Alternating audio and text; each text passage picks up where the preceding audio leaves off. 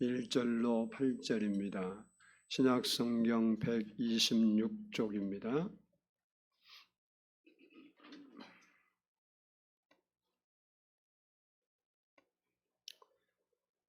신약성경 누가복음 18장 1절로 8절의 말씀을 저와 한 절씩 교독하도록 하겠습니다.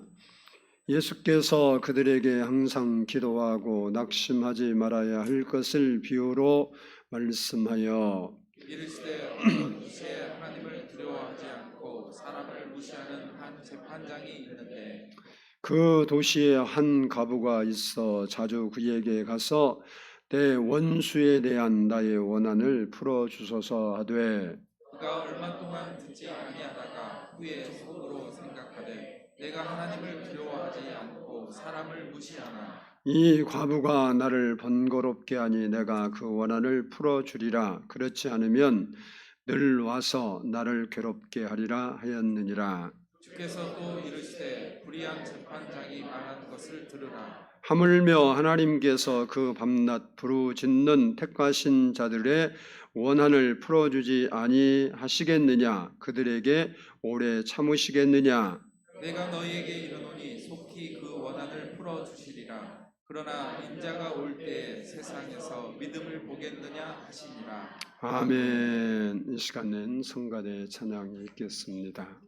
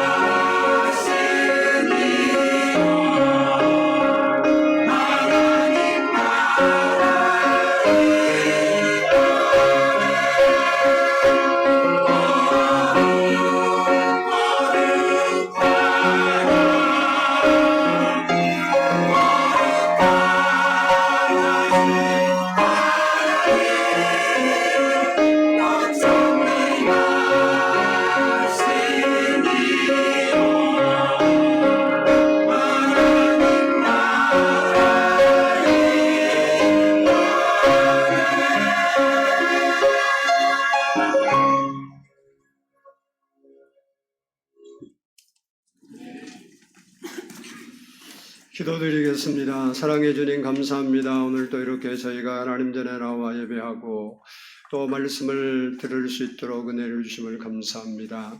오늘도 우리 마음을 열어주시고 하나님의 말씀이 우리 영혼의 양식이 되어서 우리 마음에 임하게 해 주옵소서. 그래서 그 말씀을 듣는 모든 우리의 성도들이 아버지 하나님 말씀에 붙들릴 수 있는 시간이 되게 해 주시고 하나님 오늘 또 아버지 하나님 주 안에서 자유함을 얻게 해 주옵소서. 진리가 너희를 자유케 하리라 했사오니 우리의 모든 메인 곳에서 오늘 말씀을 듣는 중에 자유함이 임하고 하나님의 영이 우리 가운데 충만하도록 도와주시옵소서. 감사드리오며 예수 그리스도의 이름으로 기도드리옵나이다. 아멘. 할렐루야. 우리 옆 사람과 한번 인사합니다. 사랑하고 축복합니다. 성가대 틀어놓은 것 좀 꺼주세요. 한번 따라서 합니다. 이렇게 기도하라. 어떤 도시에 한 과부가 살고 있었습니다. 어느 날 억울한 일을 당해 곤란한 처지에 놓이게 됐습니다. 그래서 그 도시에 살고 있는 재판관을 찾아가서 자기의 억울함을 호소하고 해결해 주기를 탄원을 했습니다. 그러나 이 재판관은 하나님도 두려워하지 않고 사람도 무시하는 갑질하는 재판관이었습니다. 그러니 돈도 없고 백도 없고 힘도 없는 이 과부의 탄원에 관심을 가질 리가 없습니다. 해서 한참 동안 무시하고 들어주지 않았습니다. 하지만 이 과부는 그럼에도 불구하고 포기하지 않고 계속해서 재판관을 찾아가서 아주 재판관이 아주 귀찮을 정도로 졸라댔습니다. 그랬더니 이 재판관이 스스로 생각하기를 내가 이 여인의 원한을 풀어주지 아니하면 이렇게 계속 와서 나를 번거롭게 해서 괴롭게 할 텐데 내가 차라리 이 여인의 소원을 들어줘야겠다 이렇게 판단을 하고 그 여인의 소원을 들어줬다는 것이 오늘 본문의 내용입니다. 예수님은 이 비유를 통해서 우리에게 기도에 대해서 가르쳐주고 있습니다. 오늘은 기도를 어떻게 해야 할까에 대해서 살펴보면서 함께 은혜를 나누기를 원합니다. 먼저는 한번 따라서 합시다. 항상 기도해야 한다. 본문 1절을 보겠습니다. 본문 1절 말씀 같이 읽습니다. 시작. 예수께서 그들에게 항상 기도하고 낙심하지 말아야 할 것을 비유로 말씀하시고. 아멘. 여기 항상이란 말은 늘 언제 어디서나 쉬지 않고 계속해서 끝까지라는 의미가 담겨져 있습니다. 본문에서 예수님은 우리에게 항상 기도하라고 명령하고 있는 겁니다. 이 하나님의 명령을 실천하며 살았던 사도 바울도 우리에게 쉬지 말고 기도하라 이렇게 명령했습니다. 이 말씀은 한마디로 말하면 기도를 생활화하라라는 말입니다. 따라서 합시다. 기도를 생활화하자. 왜 기도를 생활화해야 하는가? 그 이유는 기도는 우리 영혼의 호흡이기 때문에 그렇습니다. 우리 육체도 숨을 쉬지 아니하면 호흡하지 아니하면 절대로 살 수 없는 것처럼 우리 영혼, 우리 속사람, 우리 마음에 있는 숨은 사람, 속사람도 기도의 호흡을 하지 않으면 살 수 없기 때문에 그렇습니다. 그래서 베드로 사도는 이렇게 이야기합니다. 베드로전서 4장 7절을 보면 만물의 마지막이 가까웠으니 그러므로 너희는 정신을 차리고 근신하여 기도하라 라고 하였습니다. 기도하는 것을 잃어버리고 기도하지 않고 사는 것이 정신을 차리지 않는 것입니다. 다른 말로 말하면 정신 나간 거예요. 우리도 살면서 바르게 살지 않으면 정신 차려 그러죠. 그리고 이상한 행동을 하면 저 사람 정신 나갔나 봐 그러죠. 바로 기도에 대해서 기도를 묵과하고 하지 않고 사는 것이 정신 나간 사람이에요. 여러분은 세상적으로는 정신이 멀쩡하지만 기도를 않고 살면 하나님의 사람이 볼 때, 예수님이 볼 때, 신앙적인 측면에 볼 때 저건 정신 나간 사람들이네 이렇게 이야기를 한다 이 소리. 그런데 기도하는 것을 잊어버리지 않고 항상 기도하며 사는 사람들은 정신을 차린 사람들입니다. 즉 모든 일에 기도하며 사는 삶이 항상 기도하는 것입니다. 이 사실을 본문의 과부가 잘 보여주고 있습니다. 한 과부가 억울한 일을 당해 그 억울함을 풀기 위하여 그 도시의 재판관을 찾아갔는데 불행하게도 그 재판관은 하나님도 두려워하지 않고 사람도 무시하는 불의한 재판관이었습니다. 이 과부가 그 재판관에게 찾아가서 자기의 억울함을 호소하고 도움을 간청했음에도 불구하고 이 재판관은 이 여인을 거들떠보지도 않았습니다. 그래도 이 과부는 다른 길이 없었어요. 요즘은 재판관 기피 신청도 합니다. 재판하다 보면 저 사람이 나를 불리하게 자꾸 하니까 재판관 바꿔주세요. 그런데 이 여인은 다른 재판관이 없는 거예요.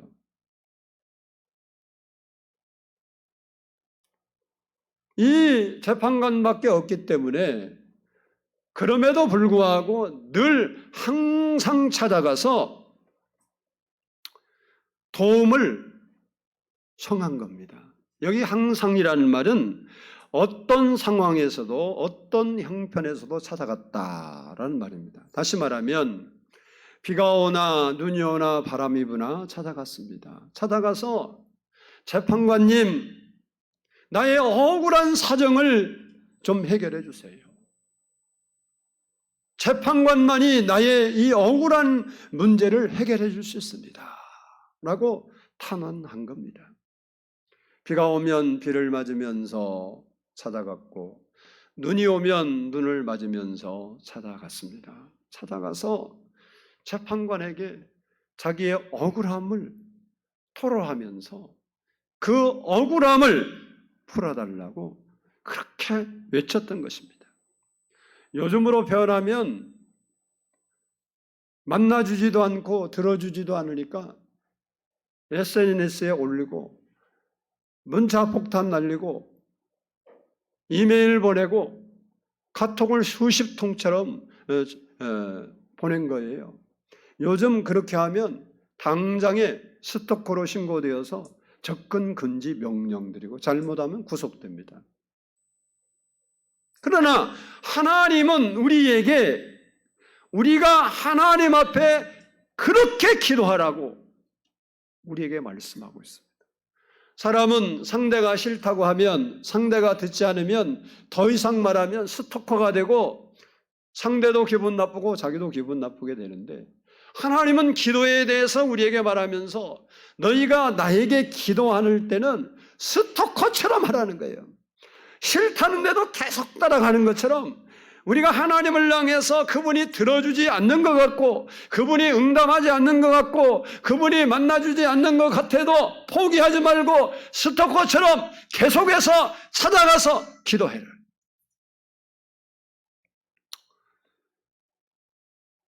즉 항상 어떤 상황에서도 기도해야 한다는 겁니다. 현실이 앞뒤가 꽉 막혀서 답이 없을 때 기도하라는 거예요. 인생이 우울하고 답답할 때 기도하라는 겁니다. 자녀들의 장래가 걱정될 때 기도하라는 거예요. 그것이 항상 기도하는 삶입니다. 우리 모두 과부처럼 절절한 마음으로 모든 일에 항상 기도하며 살 수 있는 성도들이 되시기를 축복합니다. 둘째는 따라서 합시다. 낙심하지 말고 기도해야 한다. 본문 1절 보면 기도하다가 낙심하지 말라라고 했습니다. 이 말은 믿음이 흔들리지 말고 기도해야 된다라는 말이에요. 왜 믿음이 흔들릴까요? 그것은 내가 기도했는데 그 기도가 즉시 응답되지 않았기 때문에 흔들리는 거예요. 모든 기도의 응답이 기도하면 즉각 나타난다고 하면 세상에 그 어떤 사람도 믿음이 흔들릴 사람이 한 사람도 없어요. 그러나 응답은 성경을 보면 때로 오랜 시간에 인내하게 하기도 한다는 겁니다.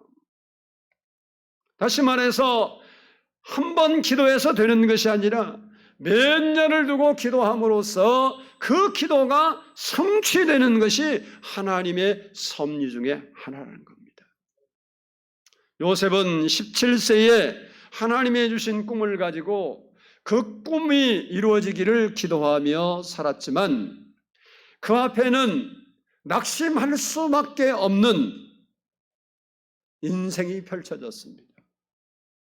종으로 팔려가고 감옥에 들어가는 등 어려움이 계속되었지만 그럼에도 이 요셉은 포기하지 않고 낙심하지 않고 기도하면서 믿음으로 살았더니 드디어 13년 후에 그의 기도가 응답되고 그의 꿈이 이루어져 애굽의 총리가 된 것입니다.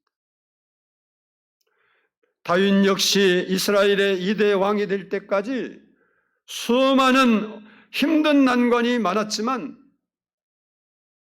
낙심하지 않고 하나님을 의지해서 믿음으로 살았을 때 13년 후에 그가 이스라엘의 2대 왕으로 등극하게 되는 것입니다. 그리고 우리가 살면서 낙심하는 이유가 주변 환경 때문에 낙심하기도 합니다. 수로보니게 여인은 귀신 들린 딸을 고치기 위해서 예수님을 찾아왔지만 그의 소원이 이루어지기까지 낙심할 만한 장애물들이 많았어요. 첫 번째 장애물은 예수님께서 아무리 외쳐서 간구하는데도 들은 척도 안 했어요. 우리도 때로 기도하다 보면 나 혼자 주여 눈물을 흘리고 기도했는데도 주님은 아무런 대답도 없는 거예요. 이 여인도 예수님을 향해서 다윗의 자손 예수여 나를 불쌍히 여기소서라고 외쳤지만 그 소리를 분명히 주님이 들었음에도 불구하고 아무런 대꾸도 안 했어요. 못 들은 것처럼. 두 번째 난관은 나는 이스라엘 외에 다른 데로 보내심을 받지 않았다고 하면서 나는 이방인 여인 너를 위하여 오지 않았다고 외면했어요. 세 번째는 자녀의 떡을 개들에게 던지는 것이 마땅치 않다고 하며 이방 여인인 이 여인에게 개취급을 했습니다. 이 여인 입장에서 보면 기분 나쁘고 자존심 상하고 창피하고 화날 수밖에 없는 환경이었습니다. 이런 모든 조건 속에서 낙심할 수밖에 없는 그러한 여건이었음에도 불구하고 이 여인이 낙심하지 않고 주님을 신뢰하고 끝까지 부르짖었더니 그 딸이 고침을 받았던 것입니다. 만일 기분이 나빠서 자존심 상해서 빨리 응답해 주지 않기 때문에 그가 낙심하고 포기했으면 딸을 고침받을 수 없었습니다. 오늘 본문의 과부도 몇 번 재판관을 찾아가서 자기의 억울한 일을 하소연했지만 거들떠보지도 않고 들은 채 하지도 않고 거절하게 되니까 기분 나쁘고 자존심 상해서 안 되겠다 해서 낙심하고 포기했으면 더 이상 재판관에게 창피당할 일은 없었겠지만 그 문제를 해결하지 못하기 때문에 그는 그 문제를 안고 살아가야 했습니다. 그러나 본문의 여인은 수없는 난관이 있고 낙심만할 만한 처지에 놓였지만 낙심하지 아니하고 다른 사람 같으면 벌써 그만두었을 건데 무시당하고 멸시당하고 조롱당하고 쫓김을 받고 함에도 불구하고 재판관만이 내 소원을 이루어줄 수 있다고 끝까지 매달려서 졸라댔을 때 그의 억울한 문제가 해결을 받게 되었던 것입니다. 본문에서 예수님은 우리에게 하나님은 이 본문에 나온 불의한 재판관보다 훨씬 좋으신 하나님이기 때문에 우리가 믿음을 가지고 낙심하지 않고 기도하면 속히 응답해 주신다고 말하고 있습니다. 김치국 교수가 쓴 소리로 세상을 밝히다라는 책이 있는데 그 책에 그분의 감정이 실려 있습니다. 그는 선천성 심장병을 가지고 태어났는데 의사로부터 너무 상태가 좋지 않아서 생존 가망이 없습니다라는 진단을 받았어요. 그러니까 부모로서 얼마나 마음이 아프겠어요. 얼마나 낙심이 되겠습니다. 그러나 그 어머니는 울면서 하나님께 기도하며 그 아이를 하나님께 맡기고 달마다 기도원에 가서 기도했어요. 그렇게 하나님께 부르짖어 그 숨도 제대로 쉬지 못한 심장이 나빠가고 살려달라고 기도하는 중에 하나님께서 아이를 회복시켜 주시고 4살 때 심장 수술을 하고 심장이 나아졌는데 생각지 않는 고통이 찾아왔어요.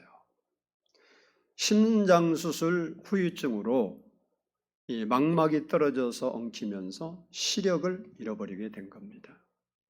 시각장애인이 된 거예요. 4살 때 시각장애인이 됐으니까 그 부모의 마음이 얼마나 무너지겠어요. 이제 심장수술 받아서 살만한가 했는데 더 큰 문제가 발생된 거예요.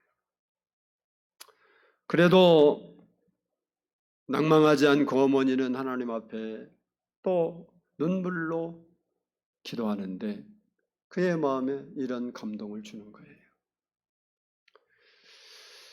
그 아이가 숨도 쉬지 못하고 힘들어 했을 때의 괴로움을 잊었느냐?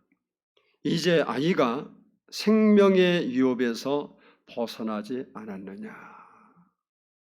그때부터 원망과 두려움, 불평이 변해서 생명을 주신 하나님께 감사합니다.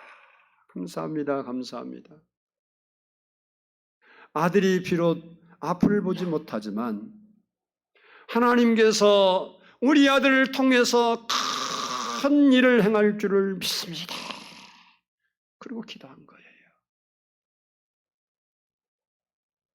이렇게 계속 기도하는데 그 아이에게 앞은 보지 못하지만 특별한 음악적 재능이 있어서 음악을 들으면 악보를 위해서 피아노를 치는 거예요. 하나님께서 그에게 재능을 주셔서 고난 중에 새로운 길을 열어주신 겁니다.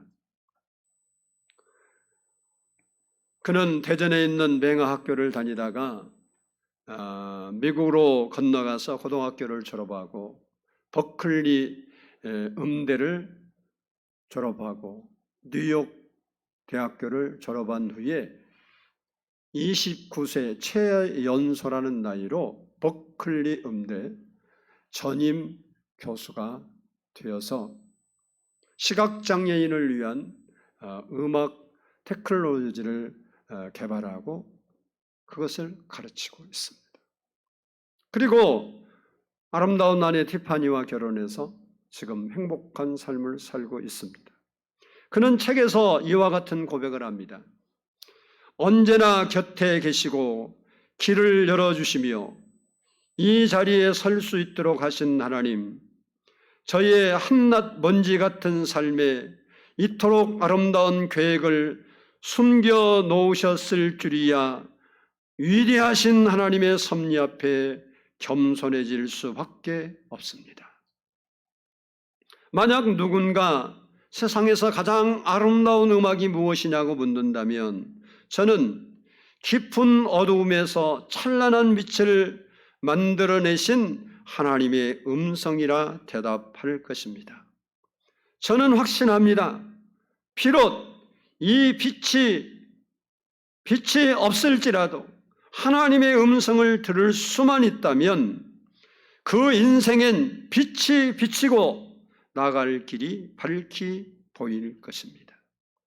나는 확신합니다. 비록 빛이 없을지라도 하나님의 음성을 들을 수만 있다면 그 인생엔 빛이 비치고 나아갈 길이 밝히 보일 것입니다.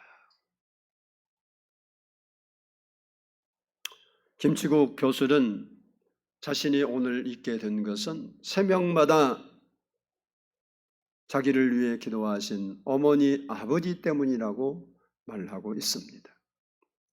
그렇습니다. 낙심하지 아니하고 기도한 어머니, 아버지의 기도가 없으면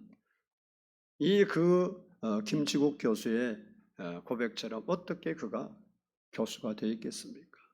의사가 이제 가망이 없습니다. 낙심해버리고 포기했더라면, 또 시각장애인이 될 때 이제는 더 이상 희망이 없다고 내려놓았더라면 그가 오늘의 그 자리에 있겠습니까? 그러므로 우리는 어떤 경우라도 어떤 환경에서도 낙심하지 말고 믿음을 가지고 기도해야 되는 겁니다. 우리가 이 김치국 교수가 말한 것처럼 비록 빛이 없을지라도 하나님의 음성을 들을 수만 있다면 그 사람의 인생에는 새 빛이 비치고 새 길이 열리는 거예요. 오늘도 우리가 하나님의 음성을 들을 수 있는 믿음으로 하나님께 기도한다면 우리의 길은 아무리 칠흑 같은 어둠이라도 거기에 희망의 빛이 비치게 되는 거예요. 그러므로 우리는 우리의 삶이 아무리 절박하고 앞이 캄캄할지라도 세상에 아무도 나를 도와줄 사람이 없을지라도 하나님을 바라보며 그분이 내 삶에 개입하시고 역사하시면 우리의 인생에 새로운 길이 열리게 되는 것입니다. 세 번째로 한번 따라서 합시다. 끈기 있게 기도해야 한다. 우리 5절 말씀을 읽어보도록 하겠습니다. 5절 말씀 시작. 이 과부가 나를 번거롭게 하니 내가 그 원한을 풀어주리라. 그렇지 않으면 늘 와서 나를 괴롭게 하리라 하였느니라. 아멘. 아멘. 본문의 과부는 뇌물을 줄 돈도 그리고 부탁할 든든한 배경의 사람도 없었습니다. 이 과부가 가지고 있는 유일한 무기는 따라서 합시다. 끈기다. 끈기 하나였습니다. 3절을 보면 자주 가서, 네가 부지런히 갔어요. 우리 말로 하면 자주 하나님께 나와서 기도하라는 거예요. 5절을 보면 늘 와서 번거롭게 하니 나를 괴롭게 하리라 그랬어요. 이런 말씀은 이 과부가 얼마나 끈기가 있는 사람인가를 우리에게 보여주고 있습니다. 기도는 믿음을 가지고 끈기 있게 매달려야 한다는 거예요. 적당히 기도하는 흉내를 내고 응답받을 수 없습니다. 야곱이 기도하다가 환도뼈가 부러져서 고통스러움에도 불구하고 내게 축복하지 않으면 절대 놓을 수 없다고 한 것처럼 우리는 끈기 있게 매달려 기도해야 하는 겁니다. 본문은 과부를 통해서 우리에게 끈기 있는 기도할 것을 말씀하고 있습니다. 우리가 포기하지 않고 낙심하지 않고 끈기 있게 기도하라는 겁니다. 이런 기도는 믿음이 있는 사람만이 할 수 있는 기도입니다. 이 과부도 따지고 보면 다른 곳에 자기의 문제를 해결해 줄 사람이 재판관이 있다고 하면 그 무시당하지 않고 다른 데 갔을 겁니다. 그런데 그 재판관만이 자기의 억울함을 풀어줄 수 있다고 믿었기 때문에 끝까지 매달린 거예요. 우리가 하나님이 우리의 인생의 주인이시고 그분이 내 문제를 풀어줄 수 있는 유일한 대안자가 되신다고 믿으면 우리도 기도할 수 있는 거예요. 본문 7절로 8절을 보며 하물며 하나님께서 그 밤낮 부르짖는 택하신 자들의 원한을 풀어주지 아니하시겠느냐? 그들에게 오래 참으시겠느냐? 내가 너희에게 이르노니 속히 그 원한을 풀어주시리라 라고 했습니다. 우리가 믿음을 가지고 낙심하지 않고 기도하면 속히 응답해 주신다는 거예요. 그런데 8절을 보면 인자가 올 때에 세상에서 믿음을 보겠느냐. 즉 믿음을 가지고 끈기 있게 낙심하지 않고 기도하는 사람을 내가 만날 수 있겠는지 모르겠다는 겁니다. 다시 말해서 실망하지 않고 이 끈기 있게 과부처럼 기도하는 사람을 보기가 어려울 것 같다라는 겁니다. 그러면서 이 말씀은 곧 우리에게 독자들에게 무엇을 이야기합니까? 내가 그런 기도의 사람, 그런 믿음의 사람이 되라고 우리에게 요구하고 있는 겁니다. 왜 내 인생은 뒤엉켜 있을까라며 절망하고 고통당하던 젊은이가 있었습니다. 비참한 생활을 하던 이 젊은이가 마지막으로 하나님께 매달리자라고 하고 여관방을 얻어서 거기에서 집거하며 기도했어요. 3일이 지난 날 그는 뒤엉킨 인생의 해법을 찾았습니다. 하나님을 만난 거예요. 기도하다 하나님의 음성을 들은 거예요. 기도하다 하나님을 만난 거예요. 그는 기쁨과 자유를 안고 거리로 나왔는데 자기 앞에 고양이가 실을 헝클어뜨리는 광고판이 딱 보이는 거예요. 그 순간 그는 고양이야 너는 뒤엉키게 하지만 하나님께서는 모든 문제를 풀어주신단다. 그리고 외쳤어요. 이 사람이 바로 훗날에 미국의 유명한 설교가 폴 레이더라는 사람입니다. 그렇습니다. 하나님을 믿고 하나님의 음성을 듣고 하나님을 만날 때까지 끝까지 기도하면 반드시 우리의 인생은 회복이 일어납니다. 반드시 새로운 길이 열립니다. 적당히 기도하는 흉내내고 기도하는 척하니까 안 되는 것뿐이지 진실로 하나님께 기도하면 그 하나님은 여러분을 만나 주십니까? 하나님이 안 보이는 게 아니에요. 하나님은 여러분에게 보이도록 나타나시고 말씀하시는 살아계신 하나님이십니다. 그렇습니다. 기도는 자주 가서 부르짖는 과부처럼 졸라대는 것이 기도예요. 뭐 기도를 어떠한 사람이 잘하냐? 아니요. 하나님만이 나의 문제를 해결해 줄 수 있습니다. 하나님 내 인생에 개입해서 이 문제 해결해 주세요라고 끝까지 낙심하지 않고 기도하는 그 사람에게는 하나님이 반드시 응답해 주신다는 것. 오늘 본문의 비유에서 불의한 재판관도 억울한 일을 당한 과부가 쉬지 않고 끊임없이 그렇게 간구했더니 들어주는데, 하물며 좋으신 하나님께서 택하신 부르짖는 자들의 원한을 풀어주시지 않겠느냐.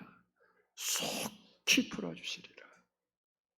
사랑하는 여러분, 내일부터 시작되는 특별 새벽 기도에 나와서 가부처럼 우리의 인생을 새롭게 하고, 벌써 1년이 다가가고 있습니다. 이제 11월입니다. 한 달 있으면 새해가 다시 돌아옵니다. 저도 1년을 살면서 벌써 1년이 가버렸나 너무 아쉽고, 이루고 싶은 것도 다 이루지 못했는데, 그래서 마음이 잡잡한 부분도 없지 않아 있습니다. 우리가 이런저런 문제 놓고 여러분의 인생을 걸고 한번 기도해 보세요. 하나님은 반드시 여러분의 인생을 새롭게 펼쳐나갈 것입니다. 그 주님 앞에 과부처럼 기도할 수 있는 우리 모든 성도가 되시기를 주의 이름으로 축복합니다. 기도하겠습니다. 사랑의 아버지 하나님, 감사합니다. 오늘도 이렇게 저희가 하나님 앞에 나와